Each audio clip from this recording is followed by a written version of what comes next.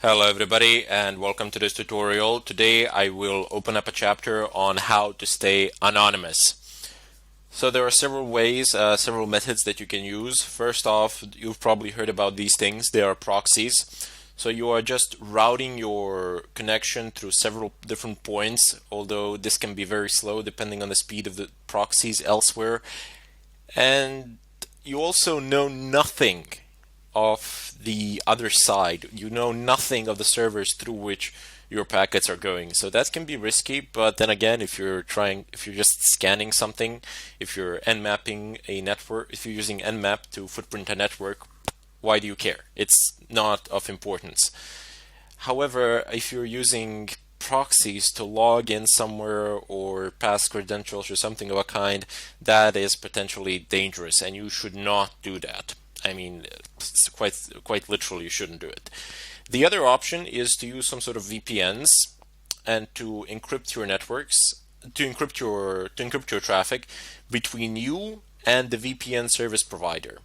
Now these things can be very fast depending on which one you have, so you can just pay for a service out there. I think a yearly subscription is like 100 and something bucks. A monthly subscription is like 10 bucks, something like that. You get a dedicated VPN static IP address. So you can do a lot of stuff, and they can be very fast. Furthermore, your traffic is encrypted, as I said, and the only way that somebody can figure out that you are doing something somewhere is if the VPN service provider actually relinquishes your information.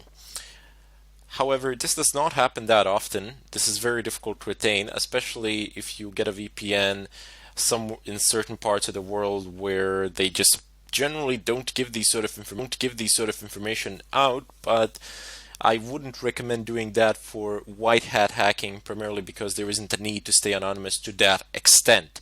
What we are going to be using VPNs and proxies mainly for, or what they are mainly used for in the world today, I would say anyway, this is just my personal opinion, is to bypass firewall settings or firewall limitations, should I say. So here's a real life example that people have been using quite often, that people are using pretty much on a daily basis.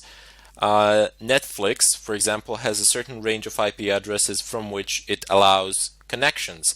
So if you are elsewhere in the world and you do not belong to that IP address range, it will not allow you to view anything on the site. It will not allow you to see movies or something of a kind. However, if you use a proxy, a good one, or if you use a VPN, you will be able to access the site as though you were coming from the country which falls within the IP address range list. So that's just one of the common examples of what people are doing. Not exactly legal, but well, people have been doing it. It's not exactly harmful or something like that. You're not taking servers down or anything of a kind. But people have been using it in order to be able to watch Netflix from, I don't know, a cell phone when they're traveling or something like that. In any case, there are numerous other examples when you want to bypass certain firewall settings. Primarily, you bypass the IP range lists, which are allowed to access a certain server or something like that. But also, for example, if you have a certain server whose traffic is mainly generated from a single area, from a single country, and you do not want to be, for example, scanning it from, I don't know, an IP address that belongs to the area in China or something like that, because those IP addresses, they look very differently. I mean, of course, they're written the same, but any network administrator, as soon as they see that IP address of that kind, that is far away from their geographical area, they will know that it's an anomaly of some sort and that it doesn't belong there, and they will be intrigued. They will start looking. So that is not something you want happening to you. You want to be accessing the server from where all the other users are accessing it from, in order to hide yourself in the mass. In any case, that is what we shall be doing in this chapter and a few other things. But for the time being, for this tutorial, I want to show you how you can actually access the dark web, or the hidden web, whichever way you wish to refer to it. Now, the rumor is that the dark web is a lot bigger than your regular internet. That there's a lot more information there. and I use its resources. A lot of people do. There are some very nice forums where you can get a lot of good stuff. So I would definitely recommend trying it out, and you will, at some point of time, you will need it. For that, you will need to install a Tor browser, and with a Tor browser, you will be able to access Darknet. Now, it is not installed by default on Kali, and this is one of those rare occasions and rare situations where we will actually need a different user other than root in order to be able to do anything with Tor, in order to be able to start it. So first off, I'm going to go ahead and create a new user. So just open up your virtual machine. You see mine is already opened up here. I'm just changing the size so that you can see that it's a virtual machine, and I have my terminal up and running here. I can close it and reopen it. There you go. Just open up your regular terminal, and I will explain what Tor is in a moment, but you just type in apt-get space install Tor space -y and press enter. With this command that I am highlighting at the moment, Tor will install no problems on Kali as long as you have an active internet connection. It is not installing here because I already have it installed. The following fact, right? Yep, there we go. It says Tor is already the newest version. So it is already installed. It is the newest version. I have deliberately skipped all the verbose installation, the entire verbose installation mode, primarily because you're not going to see anything useful there at the moment, and it's going to waste quite a bit of time. So just type in this command. You will not be prompted for any questions because of the -y argument, and the installation will go through no problems. Let me just go ahead and clear the screen. Now the next thing that we need to do is actually create that user that I have been talking about. So just go ahead and type in the command add user. Just a keynote here. There is also a command user add. Do not use this command for the time being, primarily because I have discovered that it causes some unnecessary complications which tend to hinder us along the way.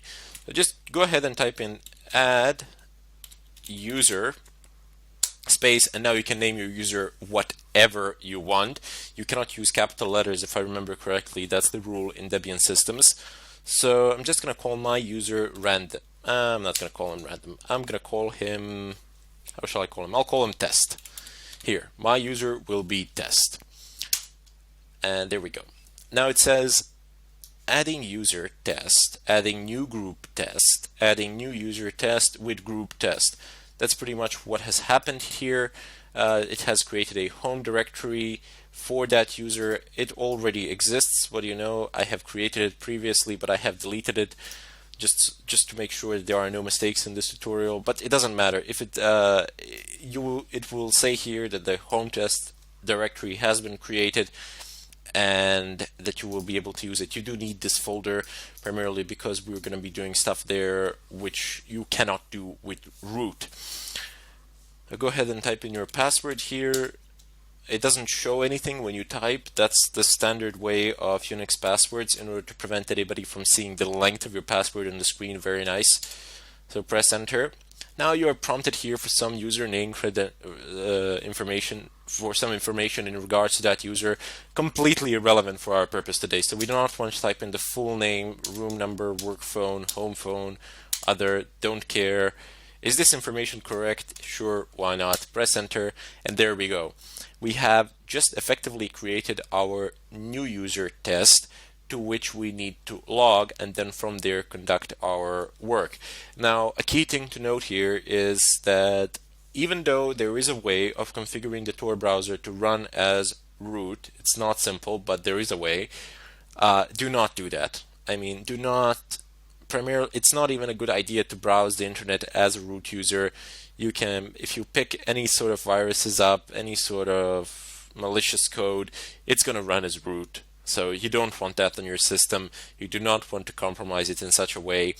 And generally on the machine that you are performing these attacks, like this virtual machine of Kali Linux, you don't really use it to browse the internet. For the sake of examples, I sometimes open the browser, Firefox, basically Iceweasel, and do some stuff there just to show you the information, or as you've seen now, I have downloaded from a very specific site. Actually, not now, but in a few moments you will. I will download from a very specific site a Tor browser. So just when you know exactly what you're doing and where you are getting it from, and when you have verification of the source, then you should use it as root, or you can use it as root, but otherwise do not browse the internet as a root user. That's a bad idea. However, we will only use this user, well, maybe not only, but mainly for our Tor browser. Otherwise, we will be using the root user primarily, because you can't do pretty much anything in Kali without the root user. All the tools more or less require these sort of root permissions, as they do tend to access network related things. Anyway, I will cut the tutorial here, and I'll see you in the second part of it.